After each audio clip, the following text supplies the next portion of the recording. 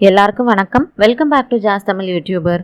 உங்களுக்கு ஆன்மீகம் சம்பந்தப்பட்ட தகவல்கள் பிடிக்கும் அப்படின்னா மறக்காம நம்ம சேனலை சப்ஸ்கிரைப் பண்ணிக்கோங்க. அப்படியே பக்கத்தில் இருக்க பெல் பட்டனும் பிரஸ் பண்ணிக்கோங்க.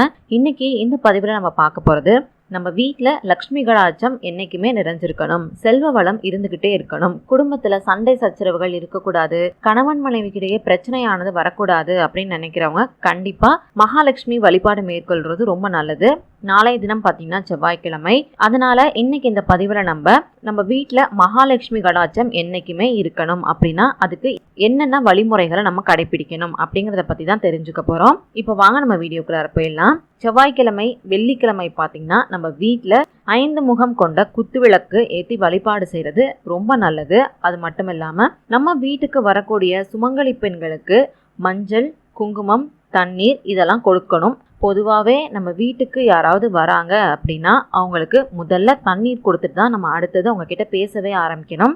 அதுக்கு அடுத்தபடியாக தினமும் நம்ம அதிகாலையில் எழுந்ததுக்கு அப்புறம் நம்ம வீட்டுடைய பின்பக்க கதவு, அதாவது நம்ம வீட்டுக்கு பின்னாடி கதவு இருக்கும் இல்லையா, அந்த கதவை திறந்துட்டு அதுக்கப்புறம் தான் தலைவாசல் கதவு, அதாவது வாசல் கதவை நம்ம திறக்கணும்.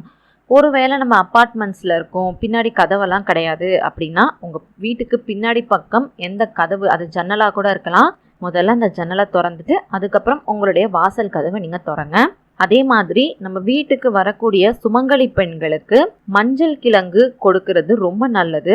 இதை நம்ம பண்றது மூலியமா பல ஜென்மங்கள்ல செஞ்ச பாவங்கள் எல்லாமே விலகி பாகியங்களும் பொருளும் சந்தோஷமும் நமக்கு அதிகரிக்கும்.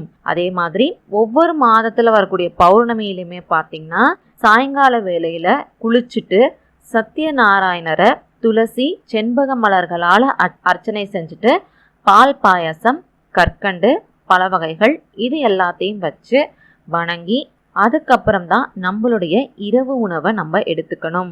அது மட்டும் இல்லாமல் பார்த்தீங்கன்னா வைரம், வெள்ளி இந்த மாதிரி பாத்திரங்கள், பொருட்கள் எல்லாமே லக்ஷ்மி கடாட்சம் இருக்கிறவங்களுக்கு தான் கிடைக்கும் அப்படின்னு சொல்லப்பட்டிருக்கு. சில பெண்களுக்கு பார்த்தீங்கன்னா தொடர்ந்து அவங்களுக்கு நகை வாங்கக்கூடிய வாய்ப்பு அமைஞ்சுக்கிட்டே இருக்கும். அதுவுமே பார்த்தீங்கன்னா வைரம், வெள்ளி, தங்க நகைகள் இந்த பொருட்கள்லாம் அவங்க அடிக்கடி வாங்கிக்கிட்டே இருப்பாங்க. அவங்களுக்குலாம் பார்த்தீங்கன்னா லக்ஷ்மி கடாட்சம் இருக்கிறதுக்கான ஒரு காரணமும் அதுவும் கூட. இன்னொரு விஷயம் என்னன்னு பார்த்தீங்கன்னா, ஒருத்தவங்க அவங்களுக்கு சீரா அளிக்கப்பட்ட வெள்ளி பாத்திரங்களை அவங்களுடைய வீட்டிலேயோ இல்லை தெரிஞ்சவங்களுக்கோ என் பிள்ளைகளுக்கு கூட அதை அன்பளிப்பாகவும் கொடுக்க கூடாது, விற்கவும் கூடாது. அவங்களுடைய காலத்துக்கு அப்புறம் அவங்க அந்த பொருட்களை அவங்களுடைய அடுத்தடுத்த சந்ததியினருக்கு தாராளமாக தரலாம். அவங்க இருக்கிறப்பவே அந்த பொருளை யாருக்கும் கொடுக்கக்கூடாது. இந்த வழிமுறைகளை நம்ம கடைபிடிச்சிட்டு வரப்ப கண்டிப்பாக நம்மளுடைய வீட்டில் லக்ஷ்மி கடாட்சமானது இருந்துக்கிட்டே இருக்கும். உங்களுக்கு இந்த பதிவு பயனுள்ளதாக இருந்துச்சு அப்படின்னு நினச்சிங்கன்னா மறக்காமல் லைக் பண்ணி, ஷேர் பண்ணி, கமெண்ட் பண்ணுங்கள். அது மட்டும் இல்லாமல் உங்களுக்கு ஆன்மீகம் சம்மந்தப்பட்ட தகவல்கள் பிடிக்கும் அப்படின்னா நம்ம சேனலை மறக்காமல் சப்ஸ்கிரைப் பண்ணி வச்சுக்கோங்க. நன்றி, வணக்கம்.